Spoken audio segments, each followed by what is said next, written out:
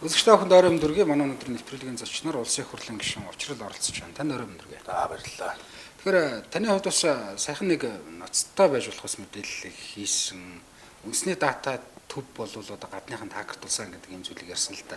Энэ үндэсний дата төв маань одоо манай Монгол улсын бүхий л төрийн байгууллагууд энэ 3 сая гаруй мянган иргэний одоо хувийн мэдээллүүд байдаг гэж бол үндсэндээ ойлгож байгаа. Тэгэхээр энэ төвийг гадныхан хакертчаар Монгол улсын энэ одоо мэдээлэл бол үндсэндээ бас аюулд орж байгаа гэсэн нэг ийм л зүйл ойлгогдоод байгаа. Энэ чухам яг явуу болсон бэл. Энэ талаар та бас мэдээлэл өгч. За мэдээллийн аюулгүй байдлын асуудал бол манай улсад маш их эмзэг байгаа гэж бол бас тодорхойлж болно. Тэгэхээр мэдээллийн аюулгүй байдал буюу одоо хадгалалт, хамгаалалт гэдэг одоо хоёр асуудал биш үү дээ. Одоо жишээ нь төрийнхөө мэдээллийг нэг одоо тэр мэдээллийн нөөцийг нь хадгалах гэх нэг асуудал. Түүнийг нь хэрхэн одоо гадны аюулаас сэргийлж зөв хамгаалах уу гэдэг юм хоёр дахь том асуудал бол байдаг. Тэгэхээр өнгөрсөн хугацаанд Kaspersky.com, Cyberscoop, Newsread, Newspress гэдэг ингээд хэд хэдэн гадны сайтууд байгаа.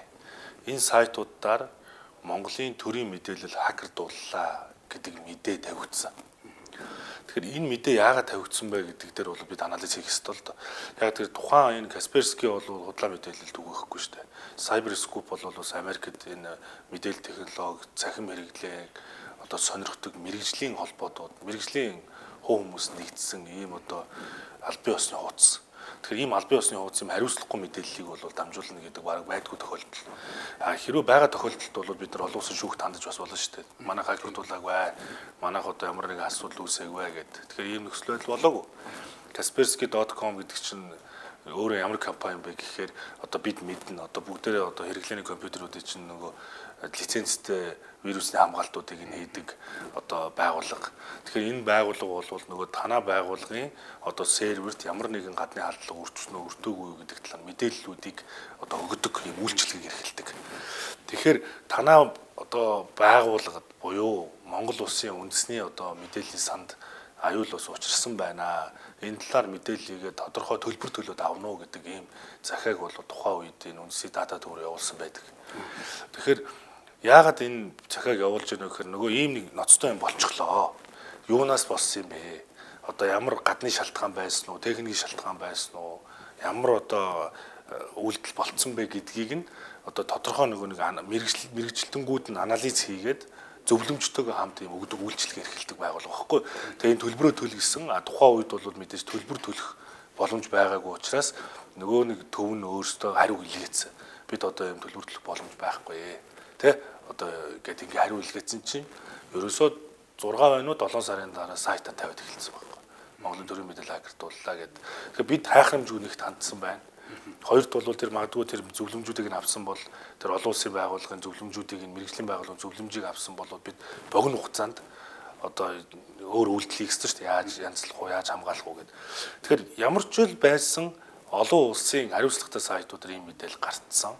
Танаа сервер дээр тодорхой асуудал үүслээ гэдгийг нь тэр Kaspersky-гаас албан ёсоор одоо захиа ирүүлсэн. Үүнд манай хариу илгээсэн. Ийм л процесс болцсон. Тэгэхээр ийм процесс болцсон чинь одоо бид яах вэ гэдэг асуудлыг маш урт хугацаанд ярих хэрэгтэй байтал бид цаг их алдсан. Тухайн үед засгийн газарт энэ асуудлыг уламжуулж болох хэрэгтэй байсан. Бид ийм байдал төрлөө энэ мэдээлэл аваад зөвлөмжөө аваад зөвлөмжийнхаа дагуу тодорхой төссөн мөнгөө зарцуулаад хурдан хугацаанд энэ хамгаалтаа сайжруулъя. Юунаас болсныг нь илрүүлъя. Тэгээ эн чинь илэрх юм бол магадгүй нөө цахим гэмт хэрэг мэрэг те эн чинь гадны нөлөө орсон байвал тэр чинь энэний чинь ард хууль эрхцэн процедур явж эхэлнэ шүү дээ. Бас нэг талаасаа нөгөө талаасаа техникийн талаас сайжруулалтыг бид нэр зөвлөмжөндөө тааруулж хийж эхэлнэ шүү дээ. Ийм үйлдэл хийгээгүй зөвхөн өөрсдөө өмгөөлсөөр байгаад бид их зөв одоо буруу юм хийгээгүй гэж өмгөөлсөөр байгаад хин нэг хэдэн альбан тушаалтнуудын магадгүй өөрийгөө хамгаалах байдлаар ингэж өмгөөлсөөр байгаад цаг их алдчихсан. Тэгэхээр ингэж их цаг алдчихна гэдэг бол бид нэр цаашдаа одоо нэг үйлдэл хийх боломжгүй болоод бүтэн жил гаруй ингээ үдээд тэгээ би энэ мэдээллийг одоо саяхан хийж байгаа шүү дээ. Тэгэхээр энэ мэдээлэл чинь бол бүтэн жилийн өмнөөс явагдсан асуудал байхгүй юу. Тэгээ одоо олон улсын сайтуудаар энэ мэдээлэл гарснаас хойш манай ус мэдээллийн аюулгүй байдлын индексээр дэлхийд 104 дугаар байранд шууд ороод ирсэн. Ухраад. Тэнгүүд 104 дээр яагаад мэдээллийн аюулгүй байдлын индекс 104 дээд ороод ирчих вэ гэхээр ерөөсө 104-т ороод ирнэ гэдэг чинь олон улсад нэр хүнд нь унжиж байгаа байхгүй юу. олон улсын байгууллагууд хамтарч ажиллахад ингээ бэрхшээлтэй болоод эхэлчихлээ шүү дээ. Тэгвэл 104-т нь орчхоор чинь мэдээллийн аюулгүй байдлын индекс ийм доогуур болоод эхлэхээр манайхтаа нөгөө харилцах энэ цахим технологи, мэдээллийн технологийн компаниуд, олон улсын програм хангамж нэвтрүүлдэг компаниуд, за дээрэс нь одоо манай дээр олон улсын байгууллагууд, франчайзер орж иж байгаа олон улсын компаниуд энэ төр чинь сервер хамгаалалт бол энд тийм найдвартай биш гэдэг ийм бүтэн ойлголттой болчихлоо шүү дээ. За гадны одоо байгууллагууд бол манай улсад одоо франчайзинг гэрээгээр жишээ нь орж ирж байгаа шүү дээ, тий. Олон улсын брэнд бүтээгдэхүүнүүд, бараа үйлчилгээнүүд. Тэгээ тэр байгууллагууд ч юм бол нэгт юу гэж байна гэхээр оюуны эмчийн хамгаалалт нь сайн байх хэрэгтэй, тий. Одоо бидний барааны тэмдэгтийг, газар зүүн заалтыг, тий, зохиогч эрхийг бүрэн хамгаалах хэрэгтэй. Энэ бол нэгт. Хоёрт бол бидний сервер хамгаалалт хадгалалтыг найдвартай хамгаалж сервер дээр байршуулж өгч одоо байлаа гэхэд манай зэрэг сервер рүү нэвтрэхгүй байх хэрэгтэй. Тэгэхээр мэдээллийн аюулгүй байдлын индекс нь доошоо орчхоор гадны хөрөнгө оруулалтанд шууд нөлөөлдөг. Мэдээллийн аюулгүй байдал нь доошоо орчхоор бид нөгөө мэдээллийн технологийн компаниудын гаднахчтайгаа харьцдаг, хөрөнгө оруулалт олдог. Тэгээ манай залуучууд гадагшаа нөгөө ажилдаг энэ төр гэл ингээл маш олон юмнууд ингээ хаагдаж эхэлдэг. Тэгэхээр бид бол мэдээллийн аюулгүй байдлын индексээр дэлхийд ийм болцсон, аюулгүй байдал нь их эмзэг гэдэг ийм тодорхойлолтод орцсон байгаамаа. Тэгэхээр одоо нарийн бас мэдээллүүдийг бид нар бас авж байгаа. Тэгэхээр үндэсний аюулгүй байдлын зөвлөл дээр цахим бодлогын төр ороотой хамтраа бид нар удахгүй хаалттай уралдааны зохион байгуулна. Тэгээ энэ дээр бас мэдээллүүдийг сонсгоно. Тэгээ их хурлын гишүүдийн зүгээс ч гэсэн одоо эдийн засгийн байнгын орон дээр сая харилцаа холбооны хуулиудыг хилцэж байхад бол гол асууж байгаа юм бол мэдээллийн аюулгүй байдлаа хэрхэн хамгаалах юм бэ? Тэгээ одоо яаж хадгалах юм бэ? Энэ ер нь хүн иргэн хүн төрд мэдээлэл өгөөд тэгээд найдах хэрэгтэй үстэй. Миний мэдээллийг хүнд ч алдахгүй гэж л бодож хүн бүх мэдээлэл өгж байгаа шүү дээ. Гэтэл түүнийх нь мэдээллийг нь бусдад алдаад байвал чинь байж болохгүй үстэй. Гэтэл би ингээд тэр дата төв дээр нь очиод үзсэн чинь үнэхээр нөхцөл байдал айгүй хүнд байхгүй. Жишээ нь серверээ сайжруулмаар байдаг, төсөн мөнгө хэрэгтэй байдаг, тэр зоргоор нь төсөн мөнгө шийдэж өгдөггүй. Тэгэл нэг болгоол яваад байдаг. Болгоод яваад байх юм биш шүү дээ. Гэтэл бүр 220 сая үлүүдээ төгрөгийг засгийн газар төсөв төвлөрүүлт юм байна. Тэр байгууллага. Нэгсэн доо нөгөө үүрэг хүлээдэг. Тэнгүүд 200 сая төгрөгийг олохын тулд тэд нар чинь яах юм? Юу хийх вэ гэхээр ерөөсөө нөгөө хувийн байгууллагуудын мэдээллийг тэр сервер дотор байршуулдаг байхгүй. Тэгэхээр нөгөө улсын мэдээлэл, төрийн хувийн мэдээлэл хамтдаа явж гин гэсэн үг шүү дээ. Тэнд бүр тэр үед Австралийн нэг компани хүртэл дотор нь мэдээлэл байршуулсан байгаа шүү дээ. Төлбөрөө төлөөд. Тэгээд хувийн байгууллагууд мэдээлэл байршуулж, хувийн компаниуд. Тэгээд төрийнх нь хамт явж идэг. Тэгэхээр нэгэсэндээ бол төрийн ордонд гадаадын офис суугаад байж л гэсэн үг шүү дээ. Энэ офисын хүн ингээл эргэлдээл те их хурлын гишүүдийн хаалгаар орж гараад энэ амархан биз дээ. Дотор нь орчин тохиод байгаа. Тэрнтэй л яг адилхан ингээ ойлголт гэж байгаа. Тэгэхээр бид энэ 200 сая төгрөг авах болчихё төр.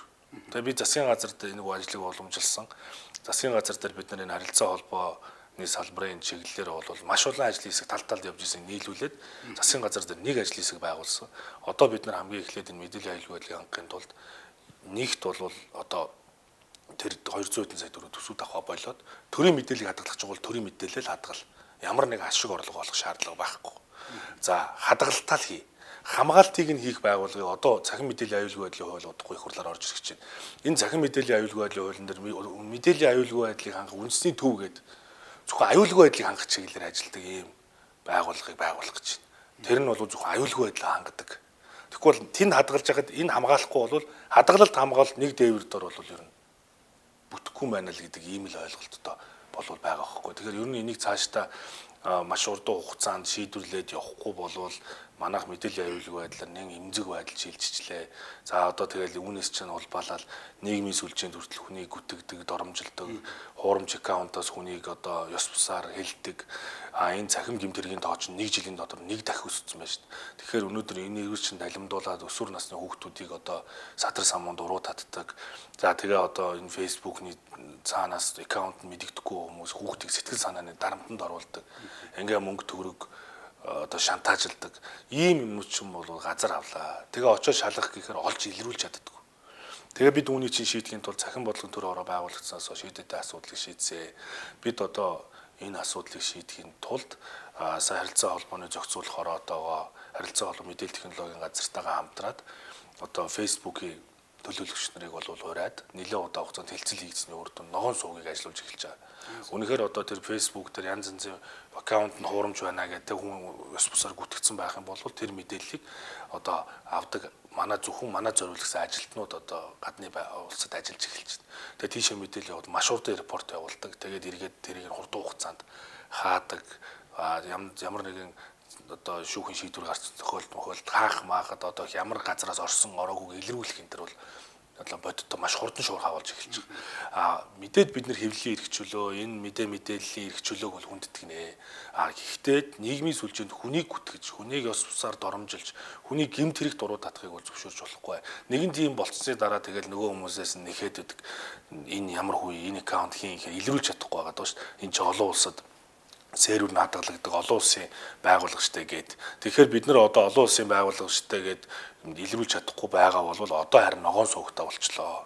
Дээрээс нь удахгүй их хурлаас бид нар одоо энэ захим орчин нийгмийн сүлжээнд хүний эрхийг хамгаалах чиглэлээр ямар үүргүүдийг байгуулгад хүлээх, зохицуулахаар ямар үүрэг хүлээх, агентлагын ямар үүрэг хүлээх гэдэг чиглэлээр энэ байгууллагуудыг уялдаг сайжруулах гэдэг. Тэгэхгүй болохоор нэг талаасаа нийгмийн сүлжээнд хүний эрхийг хамгаалах нь агентлагийн ажил юм шиг, нэгэн зохицуулах орооныхын ажил юм шиг ингээд тал руу ингээд уялдаг яваад байгаа. Тэр эдгээрийг ингээд уялдуулаад тэгээд энэ ногоон суугаа ажилуулад тэгээд бид бол элтэд хүнийг гүтгэсэн зүйлийг бол заавал шүүхийн шийдвэр мэдрэг гарахгүйгээр маш урт хугацаанд хаадаг, хинбэ гэдгийг илрүүлдэг.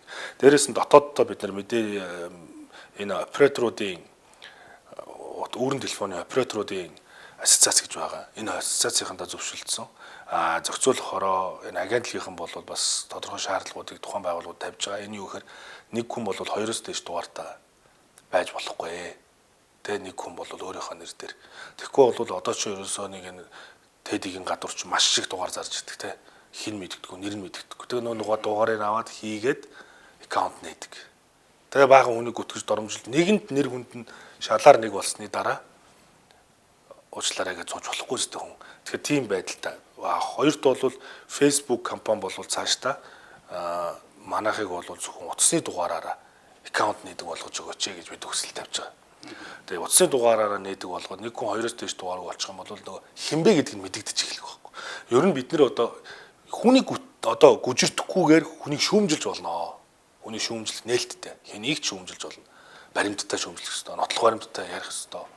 Тэгээд үүний чинь цаана бол энэ чинь цахим орчиндох гэмт хэрэг гэж юм байдаг шүү гэдгийг бид их сайн ухаарад явах ёстой. Тэгэхээр мэдээллийн аюулгүй байдал чинь өөрөө бүхэлдээ маш том одоо өргөн үрээтэй агуулгатай асуудал. Тэгэхээр төрийн бүх хүч төвшөнд мэдээллийн аюулгүй байдлыг хангах чиглэлээр маш их одоо ач холбогдол өгж, зардал чирэгдэл гаргаж, хөрөнгө оруулалтыг сайжруулж ингэж ажиллахгүй болвол зөвхөн одоо нэг байшин барихтай адилхан зүйл биш юм аа. Энэ мэдээллийн аюулгүй байдлын дид үтцийг сайжруулна гэдэг бол тэгэхээр энэ дид үтц харагддаггүй мөртлөө хамгийн чухал зүйл ээ.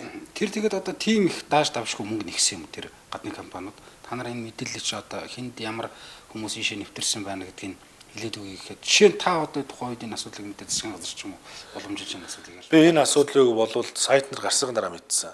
Ягаад тэгэхээр энэ асуудлыг бол дотоодын байгууллагуудын хоорондын ажил учраас бол бас мэдэх боломж байгаагүй. Дээрээс нь тухайн үеийн захин бодлого орж байгуулагддаг байсан. Тэгээд тэр байгууллагууд хоорондоо л харилцсан асуудал байхгүй. Тэгээд би сайтн дээр ийм мэдээлэл гарчлаа гэхээр нь яагаад ийм мэдээлэл гарчваа? Энэ тайлбар өгөөч гэдээ би албан бичгээр хандсан. Тэр дата төврүүн агентлаг руу над руу бид ийм арга хэмжээ авсан, ийм төлбөр ингээд нэхэтгээр нь ингээд хариугүй нөгсөн. Тэгээд ийм байдлаар одоо ямар нэгэн халдлагад өртөөгүй гэж өөртөө тайлбарлаад байгаа. Тэгэхээр би та нар тэгвэл олон улсын шүүхт ханд. Нэр төрөөс сэргийлэх ёстой зү. Үнэхээр хамгаалал одоо үнэхээр л одоо халдлагад өртөөгөл юм бол нэр төрөөс сэргийлэх. Тэр олон улсын сайтууд манайхыг яагаад одоо гүтгэхэд байгаа. Манай нэр үндэд яагаад халдаад байгаа. Гэж ийм л асуудлыг л одоо хэлж байгаа. Тэгээ ер нь бол тэнд тэгж их та дамжгүй мөнгө нэхээгүй л байх гэж би ойлгож байна. Гэхдээ би тэр мөнгөний тоог бол сайн мэдэхгүй байна. Тэр асуудлыг би бол судалж үзээгүй. Гэхдээ бол зөвхөн надад бол би сайтаас мэдээлэл авчаа шууд илгээсэн, шууд хариугаа авсан. Тэгээ зохиц журмынхын дагуу шууд одоо анхаарал ач холбогдлого явсан. Бид бол ямар нэг асуудал үүсээгүй гэж тайлбарлаж байгаа. Тэгэхээр би бол олон нийтэд бол хэлсэн. Та нар бол энэ хурууны ихээ өгдөг энэ бүх мэдээлэл яадаг системийг нэвтрүүлэхийн өмнө мэдээллийн аюулгүй байдлаа сайжруулцгаая гэдэг юм уриалга дэвшүүлэх ёстой шүү гэдэг ийм асуудлуудыг хэлсэн. Энэ бол хувь хүний л асуудал байхгүй. Тэрнээс биш үгдгээ хуулиараа бид нар нээсэн зүйлийг бол асуудал биш шүү дээ. Улсын бүртгэлийн хуулиар бол би энэ бүртгэлийн ажлын хэсэгт байсан. Тэнгүүд зарим одоо ажлын хэсэгт байсан одоо манай жишээ ажлын хэсгийн дэд ажлын хэсгийн ахлагчаар ажиллаж исэн одоо зарим одоо хүмүүс маань энэ ч одоо улсын бүртгэлийн хуулинд бараг л одоо нээлттэй болгосон бухимдаад байна гэсэн юм яриад энэ хуулийн чинь би өөрөө ажлын хэсэгт нь байгаад би бүр өөрөө энэ дэр чинь санаачлаг гаргаад блокчейн дээр нь бүртгэе энийг нь ил дод болгоё компаниудын шилэн болгоё сайт руу н ороод хүмүүс мэдээлэл авдаг болгоё гэдгийг санаа энтри чинь би өөрөө энэ ажлын хэсэгт нь орж байлгаж хийсэн. Тэгсэн чинь одоо зарим хүмүүс болохоор энэ бараг л улсын бүртгэлийн хуулиас болоод одоо бараг нөгөө нэг зээл авсан компаниуд нь илэрдэг болсон гэдэг юм яриад нь шүү дээ. Энийний чинь эсрэг би өөрөө энэ бүртгэлийн хуулийн дээр байгаад ингээ байсан. Тэгэхээр ерөөсөө бүртгэлийн хуулийн дээр байгаад би энэ цахим орчинд бүртгэлийг чинь сайжруулах нь зөв шүү. Нээлттэй болгоорой. Компаниудын мэдээллийг зарлаа. Энд нуух юм байхгүй гэдгийг чинь хийсэн. Дараа нь улсын бүртгэлийн хуулийг хэрэгжүүлж ихснээр улсын бүртгэлийн газар дээр бид нар очиж ажиллахдаа би ганц л зүйлийг ярьж байгаа. Та нар серверийг чинь сайжруулахад бид нар тусланаа. Та нар дата төвтөгөө яаж харилцах вэ? Нэгсэндээ тэнд бол нөгөө бүртгэлийн мэдээлэл хадгалж байгаа тусаа сервер байгаа юм. Тэр серверээс нь нөгөө нэг тийшээ шидэд нөгөө мэдээлэл нь давхар тийшээ очиж идэг байхгүй дата төв рүүгээ. Тэр дата төвөөс нь бидний нөгөө хурууны хэд арангууд мэдээлэл татагдаад байгаа чинь тэр дата төвөөс татагдаад байгаа. Үндсэн сервер бол бүртгэл дээр байж л байгаа шүү дээ. Тэгээ манайхан болохоор ерөөсөө те бүхэл юм тэнд очичоод ингээ бүх юм ийм л болчлоо л гэж ойлгоод байгаа. Уг нь бол тэр чинь мэдээлэл нь тэндээ байж байгаа. Тэгээ тийшээгээ нөгөө хурууны хэний чинь таталтан тэндээсээ тэр дата төвөөс байдаг байхгүй. Хурууны хэд дарлаа тийшээ хандлаа. Үндсэн биш хоёр дахь их сурвалжаас хандлаа. Тэгэнгүүт тэн дээр чинь хууны мэдээлэл гарч ирдэг юм а гэдгийг л хэлэх гээд байгаа байхгүй. Тэгэхээр улсын бүртгэлийн хуулийн хамгийн сайн чанар бол энэ. Ер нь ил тод болох ёстой, нээлттэй болох ёстой. Ер нь компаниуд тодорхой байх ёстой. Ер нь цаашдаа газрыг бас тий. Тэгэхээр одоо цахим бодлогын хороо гэдэг чинь ер нь юу юм бэ гэхээр гадны улсуудад цахим бодлогын байнгын хороонд ажилт юм байна. Тэгэхээр тэр байнгын хорооны чинь хууль ороод ирэхээр за энэ дээр ийм цахим бүртгэл хийн. Энэ дээр ийм технологи нэвтрүүлнэ гэдэг ийм програм хангамж оруулна гэдэг хуульчлаад явчихдаг юм. Тэгвэл хууль гараад програм хэрэгжил хууль гараад ингээ хэрэгжил эхлэхээр дараа нь манайх шиг одоо нэг баг манайх чи юу гэдэг вэ? 300 гаруй сая доллар баг 800 тэрбум төгрөгийн одоо IT-ийн төсөл хөтөлбөр хэрэгжүүлсэн тэрнийх нь хэдөө баг 50% нь хэрэгжилтэнд хангалттай болцсон тийм. Энд чинь үхээр яам болгоно нэг мэдээлэл технологи хэлцтэй. Дур дураараа нэг програм авдаг, дур дураараа нэг шин санаачлал гаргаа авдаг. Нэг уялдаа байхгүй байхгүй. Тэгэхээр энэ хууль болгон дээр чинь дүгнэлтээ өгч өгөх хэрэгтэй байхгүй. Улсын бүртгэлийн хууль гарлаа. За ийм бодтой үр дүнд хүрлээ. За одоо юу гэдэг хөдөлмөрийн хууль гарлаа. Энэ дээр бас тодорхой үр дүнд хүрээ. Ингээд хууль болгон чинь ингээд гараал цахимтайгаа уялдал ингээд явах хэрэгтэй. Одоо жишээ нь тэр нөгөө нэг гадныхан хэрвээ халдсан гэдэг шүү дээ. Халдсан байж магадгүй ч гэдэг юм уу одоо. Тэгэд энэ хэрвээ үнэн байгаад яг энэ мэдээллийг гадныхан олж авсан бол яаж ашиглаж болох вэ? Эргээд нөгөө сөрөг үр дагавар гэдэг юм зүйл нь жишээ нь юу байх вэ? Гэхдээ одоо тэгэл өнгөрсөнд хэрвээ тухайн хүмүүсийн одоо cyberscope бол айгүй ноцтой асуудлыг тавьсан байгаа. cyberscope.com гэ би өөрийнхөө Facebook хуудасаар ч гэсэн тавьсан шүү дээ. Одоо энэ албан ёсны сайтуудын танилцуулгын энэ ямар сайт. Энэ сайтн дээр яг ямар мэдээ гарсан бэ? Орчуулаад тавьсан, үндслүүдийн тавьсан. Тэгэхээр энэ сайтуудаар ийм мэдээлэл гаргахад бол нэгт хариуцлагатай мэдээлэл. Энэ худлаа биш. Тэ? Худлаа биш юм би яриад байна шүү дээ. Ямар манаа нэг зүгээр нэг юу гэдгийг нэг 3 хүн ажилтдаг нэг сайт биччихээгүй шүү дээ.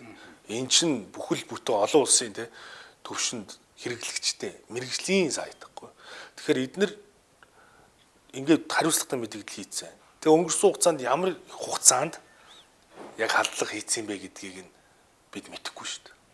Эсвэл бид нар тэр Касперский гэдэг олон улсын компаниас төлбөр мөнгөний төлөө тэр зөвлөмжийг одоо чаавж болно. Би тэгж хэлж байгаа. Та нар энэ мөнгийг одоо засгийн газраас гаргуулад тэгээд энэ зөвлөмжийг авъя. Тэгээ тэрэн дээр дүгнэлтүүд байгаа шүү дээ. Ийм болцсон гаднаас ийм алдлага өрцсөн. Одоо яах вэ гэдэг. Бид энийг чадахгүй.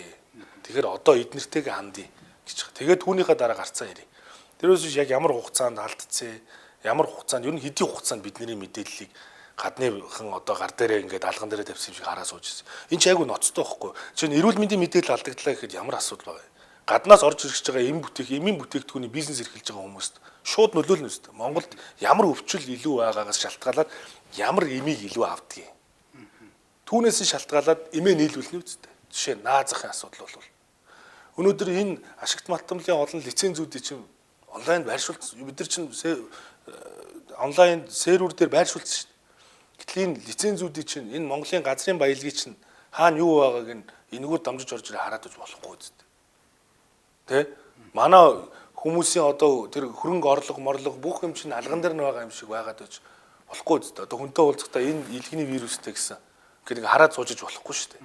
Бүх хүний одоо энэ хувь хүний асуудал. Намайг болохоор зарим хүмүүс болохоор энэ дэр шүүмжлээд чи одоо ийм одоо заавал ийм юм ярих шаардлага байхгүй. Энэ бол нээлттэй байх ёстой. Би нээлттэй байх ёстойг бүрэн дэмжиж байгаа. Гэхдээ хувь хүний эрүүл мэндийн одоо мэдээлэл, хувь хүний тэр одоо магадгүй юу гэдэг гэмтрэгт холбогдоогүй эсэх асуудлыг хүртэл иргэн агийн асуудлыг иргэн бэ мэдэж болохгүй зү. Болохгүй шүү дээ. Тэр хүн өөрөө л мэдэх ёстой. Хурууны хийгээ өгөөд би өөрөө л тэр мэдээлэл авч явах ёстой зү. Тэгээ хурууны хийгээ дахид дарахгүй бол тэр орохгүй байх ёстой шүү дээ. Тэрнээс биш зүгээр ингээд мэдээлэл нь ил задгаа байдаг бол бид юу гэж итгэж мэдээлэл өгөх юм бэ гэдээ иргэд хийж байгаа шүү дээ. Тэ? Тэгэхээр ерөөсөө ийм бодиттой хор уршиг яаж учирсан, ямар хугацаанд ийм халдлага хийцээ, ер нь цаашдаа яах юм бэ гэж асуудлыг ярих ёстой.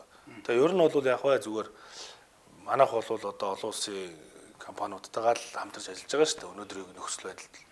Тэгээ тэр компаниудтайгаа бид нар тодорхой тохиролцоо хийж, хилцээ хийж, тэр мэдээллийн аюулгүй байдлын үндэсний төвдөө сайн мэрэгчлэлтүүдийг авч, цалин өссөн өндөр өгж. Тэгвэл IT-ийн манай энэ IT-ийн салбарын мэрэгчлэлтэнгүүд бол одоо ер нь барагтай цалингаар ажиллагаа болсон шүү. Сайн залуучууд ч өнөөдөр тэгээ 5 саяас доош авахгүй шүү, тэ? Ийм болцсон шүү дээ. Тэгэхээр тэр залуучууд чинь олон улсын компанид ажилладаг, олон улсын тэр компаниуд руу зорддог, гадаад руу урилгаар явдаг хүмүүс ихгүй. Тэд нар яа татж ирүүлэх үү? Энэ өндөр цалингийн нөгөөч хамаагүй манай улсны мэдээллийн аюулгүй байдлын үндэсний төв дээр байршуулад ингээ хадгалаад үндэснийхээ их ашигын төлөө гээд өнөөдөр чинь үндэсний хуулиндаа мэдээллийн аюулгүй байдал чинь үндэсний аюулгүй байдлын бүрэлдэхүүн хэсэг шүү дээ. Түрүү та зээл гэдээ ярьсан. Танаас ус асахгүй болохгүй хэл та нөгөө жидүүтэй нэр холбогдсон хамаарлахгүй компанида зээлвс. Зарим хүмүүс нь одоо зээлээ төлөөгүй байх гэдэг зүйл яригдаад байгаа. Таны хувьд одоо зээлээ төлсөн үү? Авсан зээл. Гэхдээ би бол зээл аваагүй. Тэ. Яг хөө зүгээр хамааралгүй гэж бол холбоод байна. Энийг том улс төржилт явж байгаа шиг байна. Гэхдээ яг бай би зүгээр төрийн бас өндөр албан тушаал ашиж байгаагийнхаа хувьд болоо цаашдаа энэ хамаарал бүхий этгээдүүдийг бол бас анхаарч явах хэрэгтэй байна. Нэг би бол хэлсэн шүү дээ анх ярьсан. 500 гаруй бол хүн байгаа. Яг үндэ бол. Миний эхнэрийн аав ээж ах эгч дүү бол миний хамаарал бүхий этгээд мөө. Тэ? Тэгэхээр миний эхнэрийн тэ одоо эгчийн нөхөр юу хийхийг бол би хянах гадал байна л да. Одооны хуулиар бол манай эхнэрийн эгч нөхөртөөгөө Америкт амьдардаг. Тэр хоёр нөхөр юу хийж байгаа бол би айгүй санаа зовдөг болчиход сүүлийн тэр гадаадад данстай биш үсттэй. Тэр юу тэр чи яах юм гадаад амьдарч байгаа хүмүүс бодвол тэнд чинь цалин байлгийн картал байдаг байлгүй дээ. Тэгэхээр чи ингээл ийм л хуультай. Тэгэхээр би бас хуулийг нэгт хүндэтгэж гэж байна. Хоёрт бол яг өнөөдрийн хуулиар бол юу гэдэг хамаарал бүхий этгээд нь ямар нэгэн зээл тусламжинд хамаарагдах, лиценз авах, эсвэл тендер сонгон шалгуулалтанд орох хязгаарлалсан зохицуулт бол байхгүй. Ерөөсөө байхгүй. А дээрэс нь яг нөгөө гэр бүлийн гишүүн биш юм. Одоо миний хувьд бол тэр чинь би чинь тусдаа гэр бүлтэй, тусдаа орлоготой компани.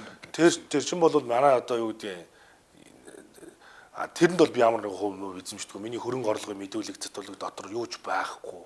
Ийм асуудал байхгүй. Тэд нар бол тэгээд үйл ажиллагаагаа явуулаад байгаа л ийм л одоо ингээл тэгээ надтай л их л холбож байгаа шүү байна. Тэгээ би бол хэлсэн. Одоо та бүхэн маань одоо энэ асуудлыг ус төржүүлж байна. Одоо наад асуудлаа шийдэж болдгоо мó. Одоо нэг гисэн тэгээд аваад угаасаа сар болоогүй байсан юм аа.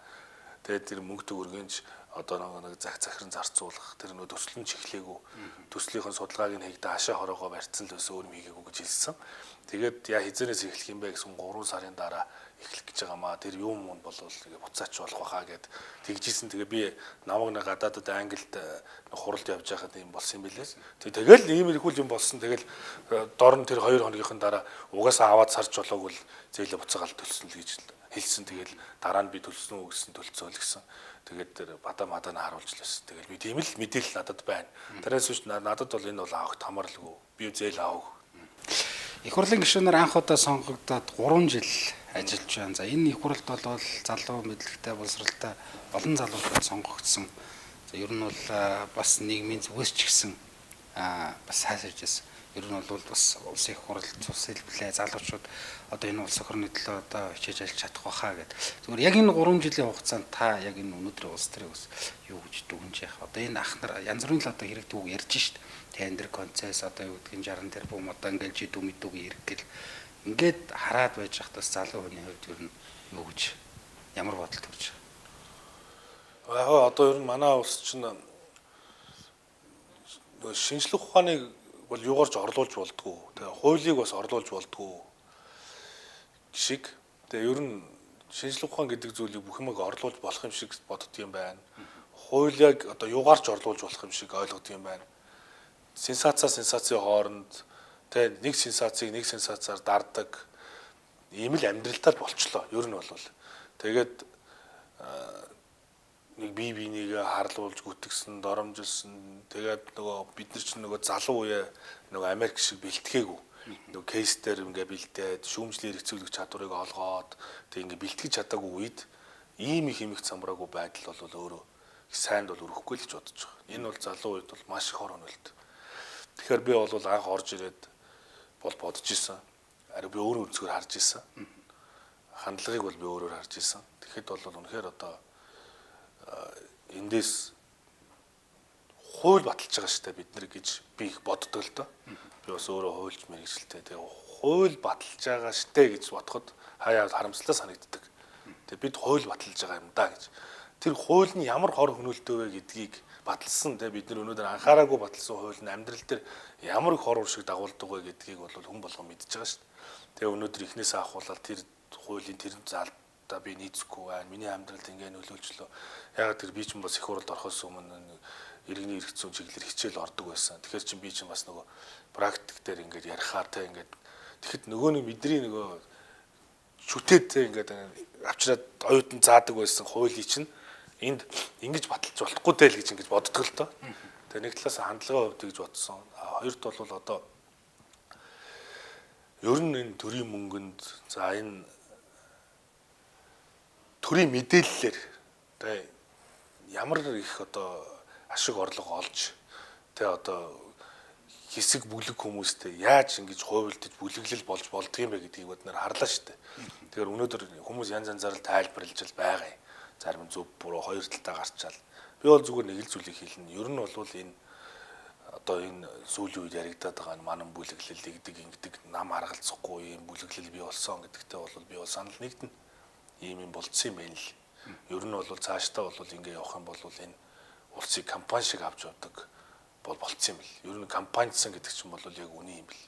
Ерөөсөө ашигын төлөө тэгээд нэгдмэл ашиг сонирхолтой этгээдүүд өөр зүс хувиргаж те тал талаас энэ улс орныг олон жил ингэж авч явах гэж ингэж үйлдэл гаргаж байгааг бол боддоор нүдэрээ бол харлаа. Тэгээд анх нөгөө миний гэр бүл бол ингээд ариун цагаан хөдөлмөрөөр бизнес эрхлээ явсан. Жишээ нь юу гэдгийг одоо миний гэр бүлд болоод манай аавын бизнестэй тэр бол нэг ч удаа хотын даргаас ч өнөө хинээс ч өнөө гарын үсэг зурулаа газар авч үзэж бизнес хийж үзээгүй. Дандаа хүнээс худалдаж авдаг. Дамлж авч штэ тэр чинь. Тэр хүн чинь мэдээж нэг хүнээс гарын үсэг зурулчаад тийшээгээ тэдэн төрөөр зардаг шиг дандаа тэгж худалдаж авч. Нэг ч гарын үсэг зурулж, нэг ч лиценз одоо манад алга, нэг ч одоо тийм улсаас тендер авсан юм алга. Тэгсэн чинь энэ байдал чинь өөрөө те ингээд хараад байхаар ариун цагаан хөдөлмөрөөр ингээд зүтгэсэн хүмүүс яаж энэ баялаг бүтээгч нар яаж одоо энийг босгохын төлөө явдаг. Гэтэл өнөөдөр энэ төрд чинь бөгссөн энэ нөхдүүд чинь ганц хоёр гарын үсгээр нөгөө нэг 30 жил хөдөлмөрлсөн нөгөө баялаг бүтээгч нарын мөнгө 3 өдөр олчдөг юм байна. Хаанаас мөнгө олсон мэдэгдэхгүй улс хувьд нэг тойпо үрж үзээгүй хүмүүс хэдэн тэрбумын орлоготой болчдөг юм байна. Тэгчээ тэр хүмүүс одоо босч ирээд зээл яагаад аваад байгаа юм бэ гэж суугаад байгаа хүмүүс байгаамаа энэ дотор ч те. Тэгэхээр тэр хүмүүс чинь нэг ийм яриад зухаар хүнд нэг зохино гэж бас байдаг шүү дээ. Хүнд нэг ярьж байгаа юм нь хүнд зохих ёстой шүү дээ хүн. Ер нь царай муутай хүн царайлаг болгохыг хүнд ярьдгүй шүү дээ. Тэр шиг ингээд нэг тийм гинт нэг шудраг ёсны дуу хоолой гинт төрөн гардаг нэг байд юм байна. Гинт хаяа харахаар танигдхаа болчихдог. Тийм одоо хүмүүс чинь их олон байд юм шүү дээ улс төртөж. Тэгэхээр залуу үе бол эднэрийг нэг тийм одоо нэг мохох ёсгүй юм байна. Одоо жишээ нь бидний чинь болвол чи залуу байна. Чи болоогүй байна. Тэ? Та нар одоо ямар их цантай болцсон. Чи энэ дэр яагаад дуграад байгаа? Олон сонгогдсон үг хэлий, тэ? Тийм дараа тэгэрч одоо тиймэрхүү юм болоод яригдчих л байдаг шүү дээ. Гэхдээ тэгээд бид нар өөрийн мандаттай, өөрийн одоо ард түмнээс сонгогдсон. Бид үргэлжлэж байгаа. Өнөөдөртөө бол бид адилхан их хурлын гишүүд. Эсвэл үндсэн хуулиндаа олон сонгогдсон нь тийм ирэх хүлээгээд баг сонгогдсон ингээд ялгаа хуульчилж бас болно. Тэгэх юм бол асуудал хуйлаад байгаа. Тэгэхээр одоо бол ийм байгаа учраас ер нь бол залуу үе чинь ингээд мохоохгүй л те нэг жоохон дугруул те нэг фэйсбүүкээр нэг хэдийн бичүүлээд нэг жоохон дуграх юм болвол те тал талаас нэг жоохон чи дуугаа байгаа чи одоо болоогүй ээж гээд те ингээд нэг жоохон ингээд нэг чимэгчих тохиолдлууд байна. Тэгээд тэр болгонд нь ингээд дуугаа байгаал ингээд миний буруу гэд яваад авах юм бол энэ цаашаа ер нь улсаар хөгжихгүй. Тэгэхээр бол айлуулах залуучууд өөрчлөгдөх ёстой. Би бас одоо энэ парламентод одоо бараг хамгийн залуу нь байна. Тэгэхээр чин энд миний үеийнхэн орж ирэхэд би бас энд нэг бас нэг те залуучууд тийм шударгаас би болгохын тулд нас те орон зайг бий болгоод ингээд нэг за залуучууд минь одоо ороод ир те одоо хамтдаа гих шаардлага би бас бусд үеийнхэнтэйгээ бас хариуцлага хүлээлээ ш төрүүлж орж ирлээ. Тэгэхээр энэ чинь манай үеийн сайхан залуучууд зөндөө ш. Эднэр маань хүссүүсээгүй энэ одоо их орныхоо төлөө энэ хөгжилсийн төлөө ажиллах гээд орж ирнэ. Тэр үед бол би энэ нь ийм байд юм, тэр нь тийм байд юм, энийг бид өөрчлөх ёстой юм байна гэдэг. Сайхан цус хэлбэтэй ингээд явах ёстой баг. Ер нь юм үе ярэ штэ. Үе ярэл ингээд солигдол явдаг. Үе үед нь залгамжлаад ингээд үе. Тэгээ ер нь ахмад дунд залуу үе гэдэг чинь одоо парламентод ахмад үе байна. Эдгээр чинь туршлагатай хүмүүс туршлагаа ингээд бид бүхэндээ бас өвлүүлээд тэгээд дунд үетэйгээ сайхан хамтарч дунд үеийн үүргээ ингээд сайхан биелүүлээ ачаагаа үрээд залуу үеийн хажуунаас нь дэмнээд явна.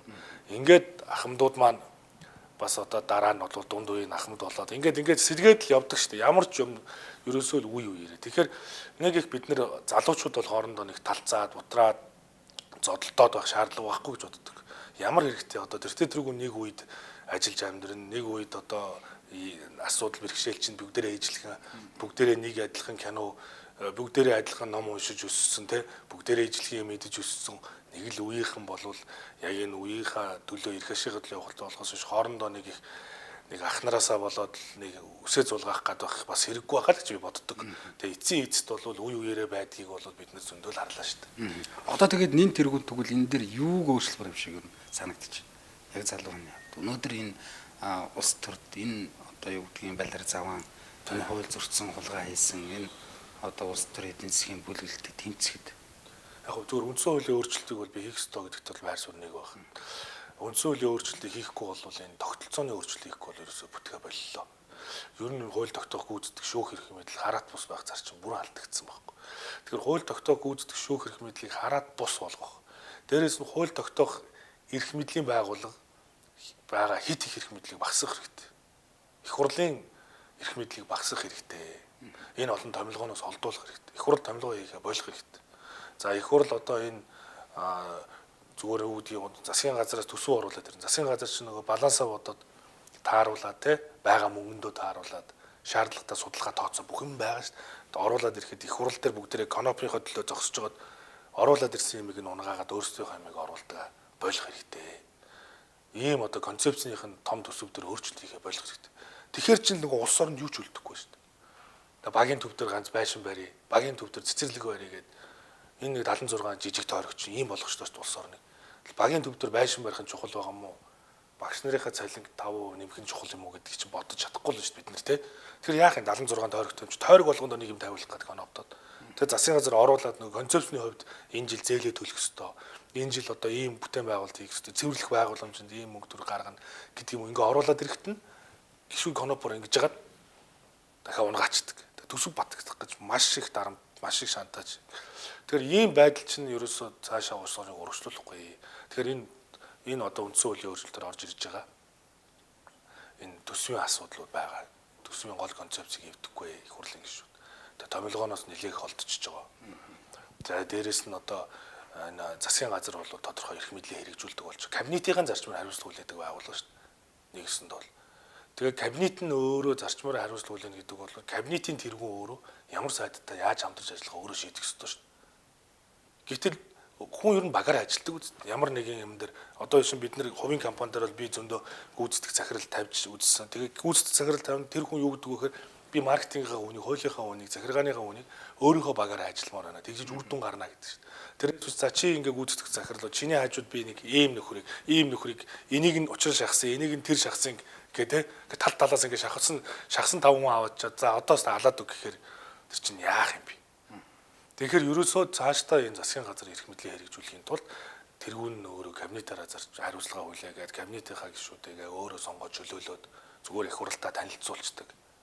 Ийм систем рүүгээ нэвтрэх хэрэгтэй. Энэ үндсэн хуулийн нэмэлт өөрчлөлтөнд орж ирж байгаа. Тэгээ ер нь энэ аймаг орон нутгийн удирдлагуудыг хүртэл энэ сумд байгаа энэ улс төрчлөлтүүдийг багасгахын тулд сум юмнууд бол иргэдийн нийтийн оролдоо болгох, иргэд нь өөрсдөө сонгодог, иргэдийнхаа дундаас нэг хүн өрсөлдөөд тэр засаг дарга нь болдог. Тэгээ намгуу олгоод сум юмд нь те ингээд явах хэрэгтэй. Дүүргийн дарга нарын энэ төр бол нийслэлийн дарга нь томилждог. Тэгээ ингээд явах юм бол нөгөө ажил хурдан явна гэж бол ингэж ойлгож байгаа. Тэгэхээр ер нь иймэрхүү бодиттой өөрчлөлтүүдийг үндсэн хуулийн нэмэлт өөрчлөлт 7 одоо орж байгаа нэмэлт өөрчлөлтөөр оруулж ирж байна. Тэгээ энэ ажлын хэсэг бол ажиллаж байгаа. Тэгээ би энэ дэр гүйцэтгэх эрх мэдлийн байгууллагын чиглэлийн асуудлыг ажлын хэсэгт ажиллаж байна.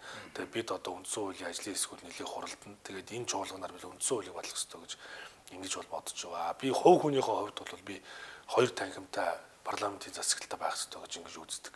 Төлөөлөгчдийн танхимыг байгуулад 21 аймаг 330 сум тэ 330 сум одоо энэ 152 үүр гэхээр 500 орчим төлөөлөлтөө ардын их хурал шиг хуучны дээд танхимтай болоод тэр дээд танхимдаа тэр нөгөө ерөнхийлөгчний ажлаа тайлагнадаг төсөв мөнгөө ярьдаг. За тэндээс нь томилгоо ярьдаг.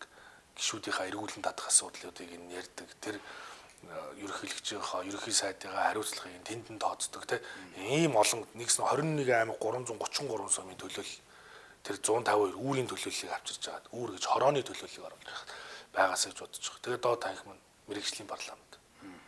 Энэ бол хуулийг баталдаг. Миний хүсэл мөрөөдөл бол юу вэ гэхээр би зөвхөн хууль баталдаг парламентд суух хүсэж байна. Өөр юу ч хийх хэрэггүй.